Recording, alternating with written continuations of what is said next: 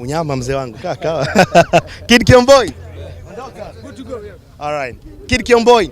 Ladies and gentlemen, this is Blue Carpet, your Trace Music Awards, live from Zanzibar. And you are watching Wasafi TV. Africa is watching. Mini Lil Omi, the MVP. And of course, niko na Simba Lama Simba Dangote, Lion, Platinums. Na kwaje mzee wangu? Vizuri sana, mshukuru Mwenyezi Mungu. Damn, you looking sharp, man. You looking hot, man.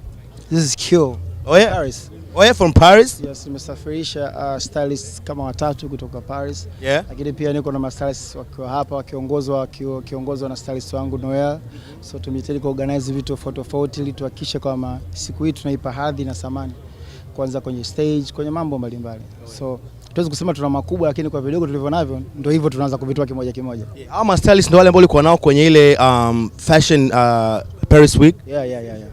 Yeah, nilikuwa nao kule na mara nyingi nikienda Ufaransa nikiona vitu na natumia wao. Amazing. By the way, mzee wangu unaweza kutueleza imekaaje hii? Tuelezee. This is Q. This is Q from you see all the way from Paris, France, and I don't know how much is it, but it's priceless, but it's oh yeah. So outfit zitakuwa ni nyingi zaidi ya hii. Hii ni just for Blue Carpet, right? Muda kitupa na begi kama 10 huko. Mabegi 10. Hatuwezi kuangusha ndugu zetu tuko nyumbani hapa, watu tuangalia mshikaji. Tunaitetea nchi. Lazima. Tuko nyumbani leo, lazima tuoneshe kama ni vema tuwetee vitu nyumbani mara kwa mara. Lakini kitu kimoja cha kuomba, mimi nataka niombe tena kwa serikali. Watujengee arena. Ukiangalia Trace wamepata tabu sana hapa. Watengeneza stage linadondoka, sio mazingira rafiki.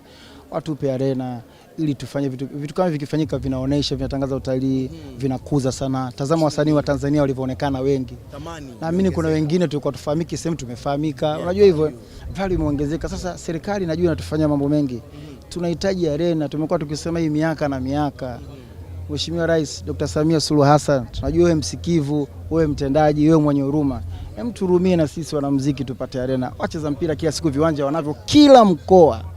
Kila mkoa kuna kiwanja. Sisi arena moja tu kweli ndio tunatia sala nchi. Tuseme kupitia sisi ndio nchi itafilisika kupitia arena.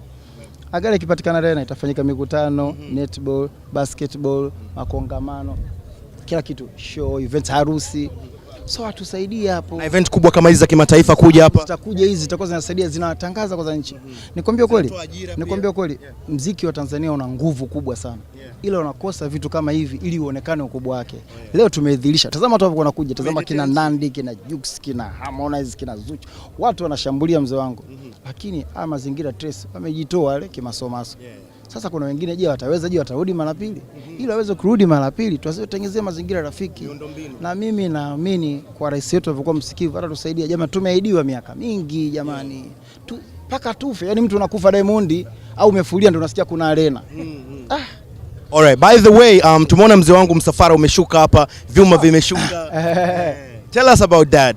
Ndio tunasema ile kwenye kutetea nchi, lazima tuwete mikogo, lazima mbwemba tuone sio wanyonge. Lazima tuoneshe kama sisi sio wanyonge. Lakini pia serikali ione kama na vijana wao sisi tunaweza. Hizi battles zinahitaji nguvu, sio tu za pekee yetu. Sisi kama wasanii tumejitahidi sana. Sasa hivi atakia serikali wanawezesha sana wacheza mpira. Watuwezeshe na sisi. By the way, umeona comment Harmonize ameuliza zimeogelea au zimepaa? Zimeogelea. Hapo sijui. All right, thanks for your time.